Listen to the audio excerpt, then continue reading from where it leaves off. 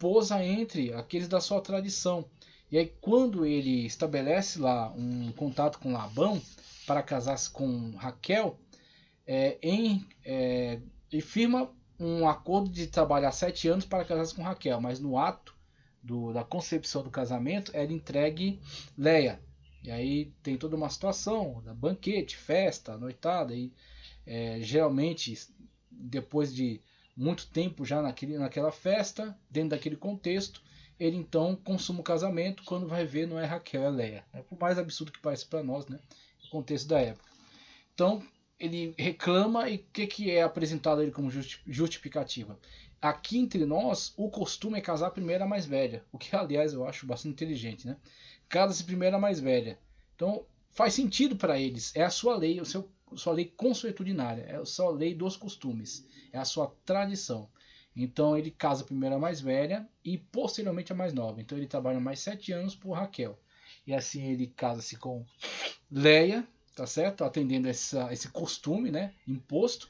Casa-se com Raquel, que era a sua preferida, e ainda tem as concubinas que são agregadas aí àquela família, né? Então você tem Bila e Zilpa, né? E a partir dos filhos que surgem dessas mulheres, de Raquel virá somente José e Benjamim. Os demais nascem de Leia, Zilpa, Bila, né? Então todos esses constituem os filhos que nascerão, mais uma filha, Diná, e eles serão então esse clã, tá certo? Que dá origem a Israel. Mas é interessante somente para observar isso, a lei dos costumes da época. Aí ele fala do número dos filhos que desceram, provavelmente 75 pessoas, isso aqui é tranquilo, tá? Prosperidade e prestígio de José no Egito, já expliquei sobre a integração dele na corte, né? Desse faraó, que provavelmente era um faraó Ixo. Peregrinação dos patriarcas hebreus e seu estilo de vida, que aliás é típico daquele contexto, típico daquela região, é encontrado em outros contextos. Essa mesma forma de vida, tá certo? Essa mesma forma de costumes. O êxodo, a palavra êxodo significa literalmente saída ou partida. Esse nome é aplicado ao segundo livro da Bíblia porque a saída do povo hebreu do Egito é o tema central dele. A saída do povo hebreu do Egito é um fator de grande importância, não somente no livro de Êxodo, mas também em todo o Antigo Testamento. Para o povo de Israel, o Êxodo é o ponto principal de todo o Antigo Testamento, da mesma forma que para a igreja a crucificação e a ressurreição do Senhor Jesus é o fator importante de todo o Novo Testamento. Maravilhoso. Então a questão do Êxodo é fundamental, porque é o ponto de partida. Antes disso, eles eram apenas um aglomerado de aparentados, de povos ligados pelo pacto da circuncisão e adorando ao mesmo Deus, Deus de Abraão, Isaac e Jacó. Mas com o êxodo, eles deixam de ser um conglomerado de pessoas escravizadas e passam a ser agora um povo que ainda não tem terra, mas já é um povo, peregrinando pela península do Sinai, chegando até o Monte Horebe, tendo ali a teofania, né, a manifestação de Deus, a entrega das leis, o estabelecimento desse pacto, dessa aliança coletiva agora de Deus para com Israel. Israel vai ser o seu povo e ele será o seu Deus. Então você tem agora esse pacto coletivo firmado, estabelecimento de uma liturgia, estabelecimento de códigos, né, moral, de conduta, né, então, códigos éticos, leis, né, que regem a vida e os costumes. Então você tem agora o estabelecimento desse povo, estabelecimento dessa nação. Então ali é o start, ali é o nascimento da nação israelita, que vai continuar na sua marcha, na sua peregrinação, até o estabelecimento das guerras de conquista, né, quando eles adentrarão de fato o território de Canaã. Então você tem esse contexto que é fundamental. Modelos de instalação em Canaã, ele cita aqui a conquista, a teoria da migração e a teoria da revolta. Então, a teoria da revolta seria, aproveitando todos os relatos de instabilidade entre as cidades e estado cananeias, semelhantemente à Suméria, a Canaã também era formado por várias cidades e estado. Isso é muito observado durante os relatos da conquista de Josué. Então, Gibeonitas, Jebuseus, Eveus, tá certo?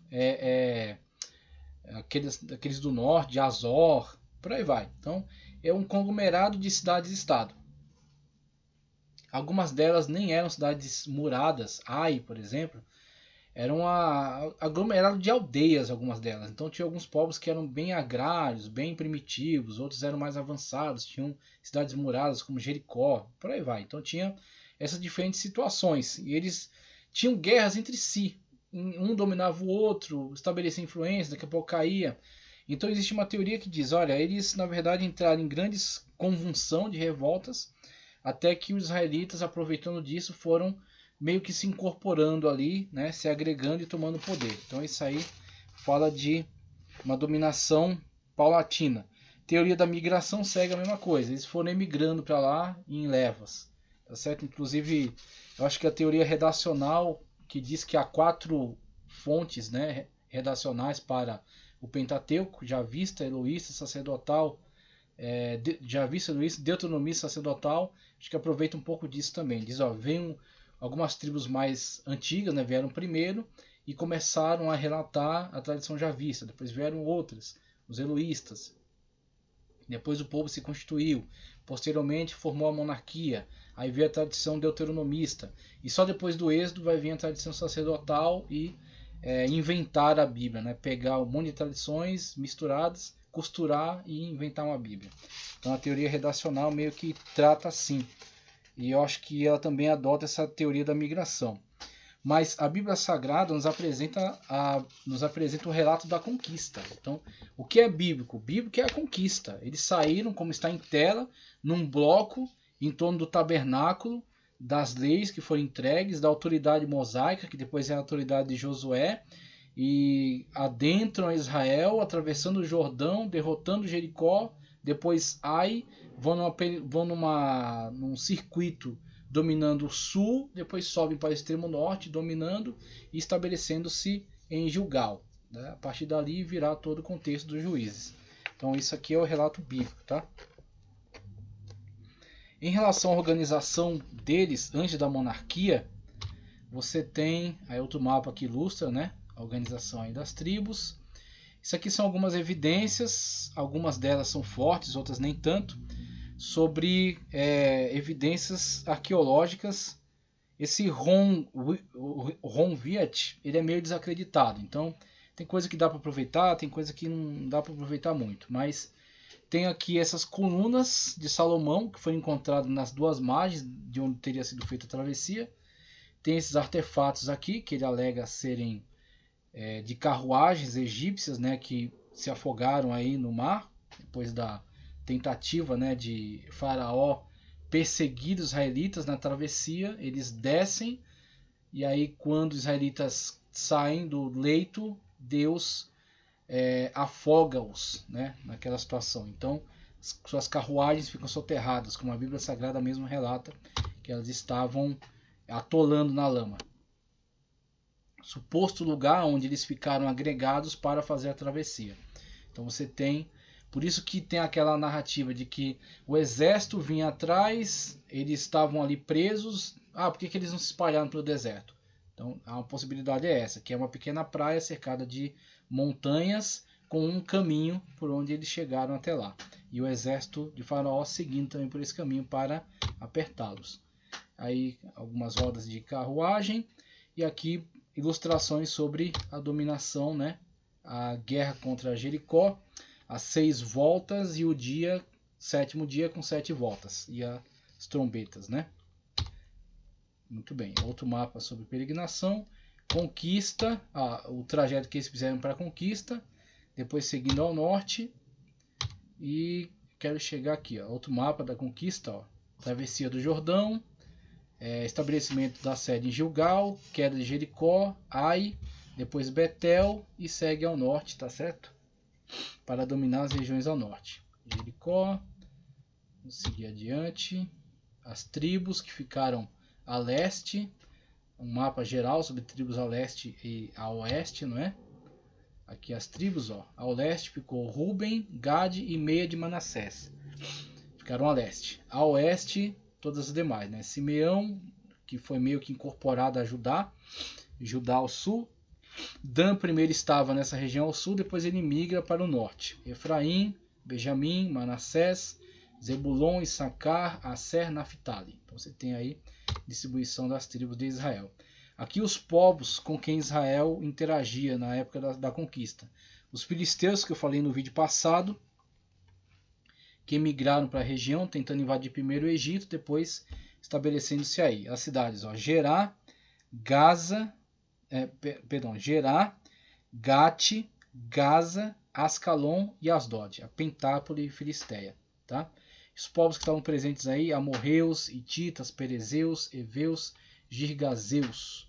Tá? Então você tem os povos com quem Israel interagia nesse contexto. E aqui, juntamente com o que estamos estudando na página 12, é a organização das tribos. Então, essa Liga das Tribos, você tem um exemplo da funcionalidade dela na situação, por exemplo, em que, vamos ver, uma situação em que ela entra em ação. Existe uma narrativa na Sagrada Escritura em que os benjaminitas são atacados pelas outras tribos. Por quê? Um levita peregrinava pela região de Benjamim e ele vai pernoitar na praça, alguém o recolhe, mas alguns homens de Belial, alguns homens vagabundos da região, decidem atacar aquela casa. Então eles primeiro tentam atacar o levita para evitar, né, que o dono da casa sofresse, ele havia recebido eles ali. A concubina dele acaba sendo entregue, então eles abusam dessa concubina ao longo de toda a noite. Pela manhã ela, devido à hemorragia, está moribunda, né? Está morrendo, está morta. E aí, quando ela morre, ele fragmenta seu corpo e envia parte a cada cabeça de tribo. Então você tem aí, ó, Judá, Benjamim, Issacar, Zebulon, Naftali, Asser, Gad, Dan, Manassés e Ruben, né? E Efraim. Levi não é contada porque é uma tribo sacerdotal. Continua sendo 12 porque José, em vez de ser contado como um, ele é subdividido. Manassés e Efraim. Então são os dois filhos de José, são contados como tribos. Então você tem cada um chefe de tribo, cada um líder de tribo. Ele recebe lá aquele corpo que foi mutilado. O que eles fazem? Eles entendem, né, aquela mensagem chega, causa um escândalo, vão saber o que é. O levita explica a situação, eles vão se organizar para dar uma resposta a esta barbaridade que foi feita contra esse levita e sua concubina, né? Esse crime contra a concubina dele. O que eles vão fazer? Se organizar. Quando eles se organizam, essa é a chamada Liga das Tribos. Então você vai ter o sumo sacerdote está envolvido, né? Os líderes das tribos. Eles vão votar, vão deliberar e vão decidir que eles vão atacar a tribo de Benjamim. Eles são quase dizimados, só que aí eles interrompem esse ataque para que Israel não perca uma de suas confederações, né? Uma de suas tribos. E aí, posteriormente, eles conseguem se restabelecer. Né? A tribo de Benjamim, de onde virá depois o primeiro elemento da monarquia, né? Virá Saul. Né? Saul vem de Benjamim. Então você tem a chamada Liga das Tribos. Então não era algo tão sólido quanto será a monarquia. É algo que se reúne em situações emergenciais. E aí, com esse tipo de organização, você tem uma maior participação tanto dos líderes das tribos, quanto da chamada associação protetora, tá? E da chamada casa do pai. Então a casa do pai era o clã. Então o clã são cada uma das famílias que integram essa chamada associação protetora que está dentro daquela tribo. Então dentro da tribo de Efraim, o conjunto dos clãs da tribo de Efraim forma essa chamada associação protetora. Eles vão cuidar dos assuntos daquela tribo, se defender contra ataques. Tá certo? E zelar pela lei, zelar pela ordem dentro da sua tribo. Então você tem uma administração mais fragmentada. Por outro lado, uma administração onde mais elementos são ouvidos e são respeitados, porque eles têm voz e participação direta. Então os clãs participam da política, o que será completamente eliminado com a monarquia. A monarquia concentra tudo o poder. O monarca, a sua família, né, que vai dar a continuidade dinástica, seus conselheiros, né, de guerra, conselheiro para assuntos civis. Então eles vão decidir tudo, eles vão concentrar o poder. Esse é um alerta que é dado quando Israel opta pela monarquia, né? Então o rei impõe uma corvéia, recolhe impostos, tem um alistamento obrigatório para o exército, tem o fornecimento de mão de obra para o palácio, né, para a corte, toda a corte. Então você tem uma concentração do poder, o que aqui o poder era espalhado. Cada clã cuida do seu assunto. Os clãs de uma tribo são a associação protetora daquela tribo. E aquela associação protetora tem um representante que é o chefe da tribo, que se reúne com os outros chefes tribais quando é um assunto de interesse nacional. Então, poucas vezes você tem uma situação em que demande a chamada reunião da chamada Liga das Tribos. Então, essa é uma estrutura pré-monárquica, né? Que posteriormente será desfeita com a ascensão da monarquia, tá? Então você tem aí representada a casa do pai, que é o clã, tá? A associação protetora, que é a reunião desses clãs, e esses clãs estão constituindo uma das tribos de Israel. Então você tem uma divisão do poder, né? O poder não está concentrado, o poder está muito mais dividido entre esses clãs de Israel. E partindo para a época dos juízes, o vocábulo juiz é shafat. Um juiz era um homem investido de autoridade para julgar o povo. Então o juiz não tem a conotação legislativa que nós temos na nossa época. Ele na verdade é um líder constituído para determinada situação. Então você tem um líder que agrega poder entre si.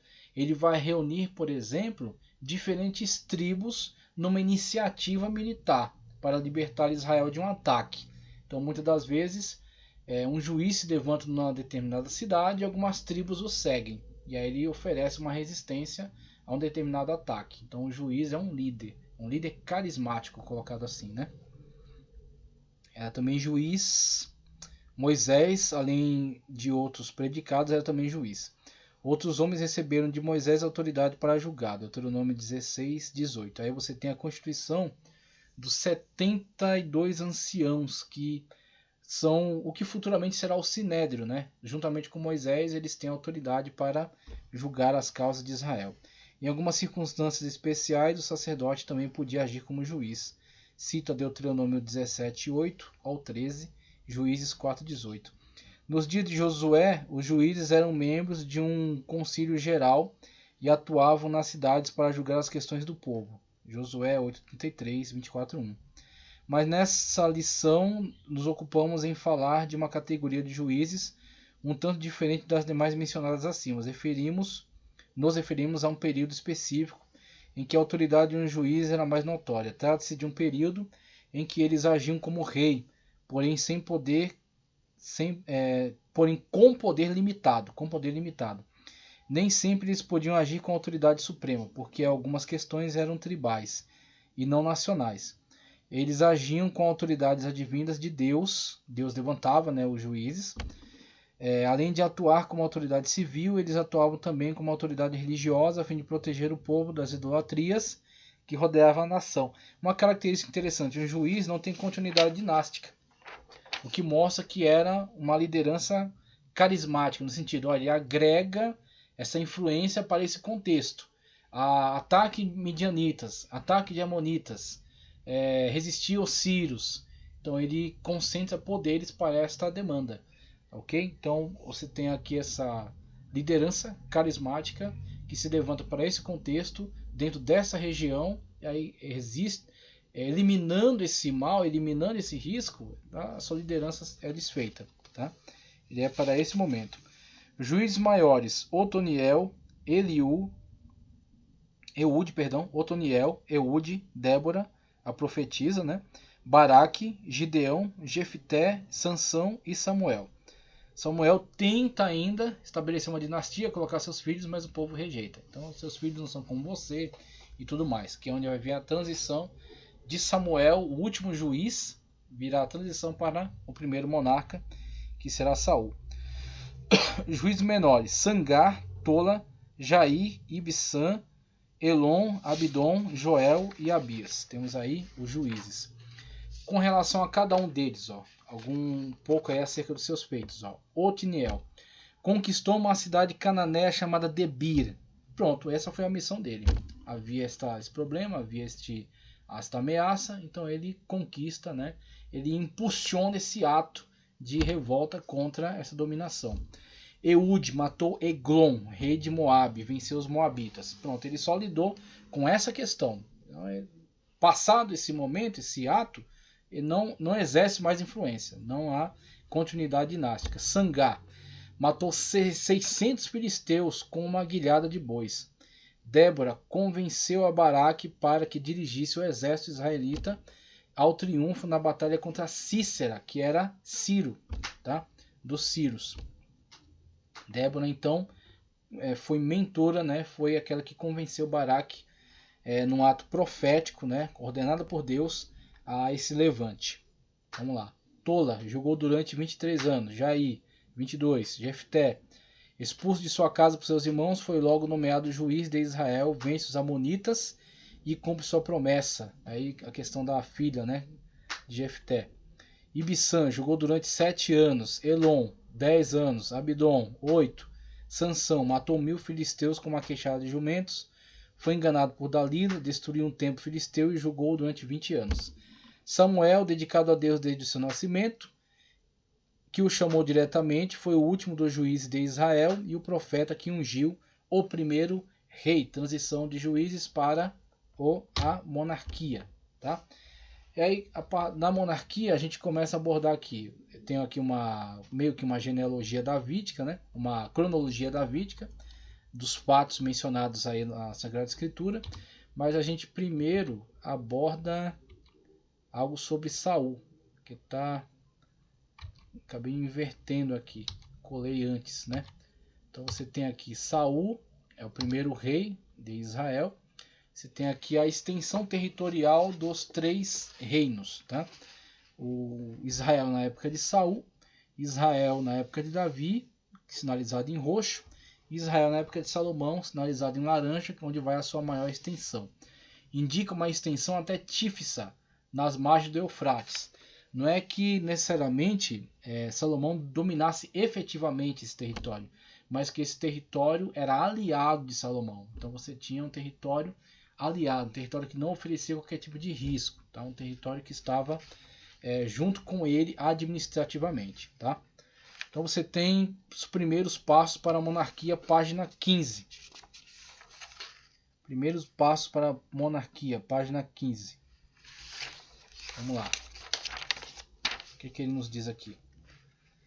Perturbados com a pressão dos amonitas, 1 Samuel 12:12, filisteus e possivelmente insatisfeitos com a corrupção dos filhos de Samuel, 1 Samuel 8:1, começou a haver um burburinho entre o povo, os delegados das tribos, que eu mencionei lá atrás, tá? Os representantes das cabeças de tribos, se reuniram e decidiram pressionar Samuel para mudar o sistema político de Israel. O pedido do povo desagradou a Samuel. 1 Samuel 8:6, mas Deus ordenou a Samuel que desse ouvidos à voz do povo. O povo estava decidido a substituir a confederação de tribos pelo sistema monárquico. Qual é a questão? Aí vem aqui, ó, opressão dos filisteus e a degradação das tribos. Quem eram os filisteus? Tipo de ameaça que os filisteus representavam. O fracasso de Israel perante os filisteus. A eleição de Saul. Já na página 16. Então a questão é a seguinte.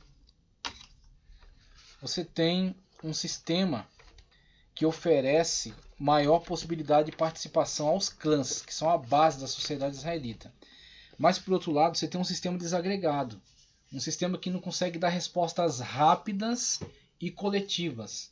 Então, quando um ataque ele ultrapassa o poder de resposta de uma tribo ou de algumas tribos, eles ficam em situação difícil, porque é difícil agregar todas as tribos. Quando Saul for eleito, ele terá dificuldade. Ele também realizará um ato em que ele vai pegar uma vaca, sacrificar, cortar ela em pedaços e mandar para esses representantes. Falar, olha, se vocês não se reunirem para a batalha em conjunto, é isso que vai acontecer com vocês. Ele precisou ameaçá-los para que eles se conscientizassem e muitos deles se reuniram então para a batalha. Tá? Se eu não me engano, em Jabes de Gileade, uma coisa assim. Mas eles tiveram essa dificuldade, tiveram esse contratempo, né? Então você tem essas nações que estão em volta deles, Amonitas, Moabitas, Edomitas, Sírios, tá? E principalmente os filisteus, que estavam na costa, no litoral, parte sul, no litoral sul. Então os filisteus eram a maior ameaça, foram a maior ameaça até a época de Davi, quando Davi de fato conseguiu dominá-los, apaziguá-los. Mas até lá os filisteus sempre foram uma grande ameaça. Filisteus de origem cretense, povos do mar, numa tecnologia mais avançada, Israel vindo do cativeiro, né, vindo da escravidão egípcia, entrando ali em Canaã, mas um povo agrícola, um povo que não tinha uma atividade fabril desenvolvida, e diante da tecnologia dos filisteus, eles tinham muitas dificuldades, porque o armamento dos filisteus é superior, enquanto que a espada de um filisteu é de ferro, forjada em ferro, porque eles têm essa tecnologia, sabem quais são as misturas, sabem qual é a temperatura, sabem forjar o ferro. As deles são em bronze, que é um material de menor resistência. Então, enquanto os sírios têm carros de guerra, aí você vê, por exemplo, Débora, na seu cântico, ela fala acerca desses carros de guerra. Então você tem um carro, mesmo que ele tenha dificuldades em certos terrenos, mas ele é um equivalente a um tanque de guerra da nossa... Você pensa um povo somente com armas de mão, tropas em terra, e outro que vem com tanques de guerra, com helicópteros e tudo mais. Então você tem uma superioridade bélica, essa é a questão. E aí com essa unificação no sistema monárquico, você tem agora uma administração centralizada que impõe a necessidade de certas pautas de desenvolvimento. Então recolhe, né, por meio da corvéia, dos impostos, recolhe e aplica no desenvolvimento do exército. Um exército fixo, não pessoas que precisam ser instigadas, chamadas, provocadas para se deslocar para a batalha, mas sim um exército remunerado e fixo, e armado, e treinado, como são os homens de Davi, por exemplo, treinados para a batalha, treinados para a guerra, que agora vão defender a nação de forma coletiva. Não interessa se são as tribos do norte ou do sul, aonde vier uma ameaça, eles se deslocam para defender. Então você tem esses intuitos, né? A grande questão de Saul não é tanto a questão monárquica. Deus já tinha uma previsão para o estabelecimento de uma monarquia. No Deuteronômio já tem certos preceitos legais que falam sobre o estabelecimento de uma monarquia. Mas a questão é que Israel, o comportamento dele não foi aceitável, porque ele queria se igualar aos povos. Então ele queria um rei em semelhança aos povos que estavam à sua volta. E Deus não ia assemelhá-los aos povos, porque Deus não era semelhante aos deuses dos povos. Ele é o único Deus. Então Deus tem o tempo certo, o tempo dele, a maneira dele de fazer as coisas. Então eles quiseram um rei antecipadamente, eles tiveram. E Deus proporcionou todos os meios para que Saul fosse bem sucedido. Só que Saul não tinha condições para isso, condições psicológicas nem morais para isso. Ele era uma pessoa desequilibrada. Então isso ficou muito claro nas suas atitudes, na forma, por exemplo, quando ele estava perseguindo Davi, naquela sanha, aquela coisa absurda, um envolvimento que ele teve com essa causa de uma forma exagerada, né? Ele obrigou todos os seus servos, seus súditos, ou impôs sobre eles um jejum.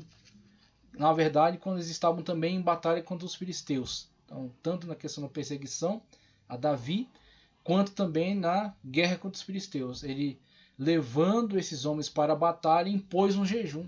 E os homens, o dia inteiro de jejum, já para falecer, Jonatas, que não estava sabendo desse jejum, pega lá um favo de mel e come. E isso quase que é a sentença de morte dele, porque o rei havia determinado. Então isso demonstra-se o desequilíbrio de Saul diante de muitas situações, né? Então mostra que ele, infelizmente, lançou fora, ele jogou fora as oportunidades que foram lhe dadas de ser um bom rei, de ser um rei de fato conforme a vontade de Deus. Nós entramos agora no período da monarquia. Eu vou pausar aqui a nossa aula nesse período e a gente vai dar continuidade falando melhor acerca da monarquia e entrando já para a divisão do reino entre Reino do Norte e Reino do Sul, posteriormente chegando até cativeiro assírio e babilônico, tá ok? Então agradeço a você que ficou comigo até esse momento. Temos aí a nossa segunda aula já, revisão, tá certo? Da introdução e também do período patriarcal, tá certo? Chegando até o período da monarquia israelita. Prosseguimos na próxima aula falando melhor acerca de monarquia, de Saul, Davi, Salomão, Roboão e a divisão em Israel e Judá. Muito obrigado, que Deus continue te abençoando em nome de Jesus.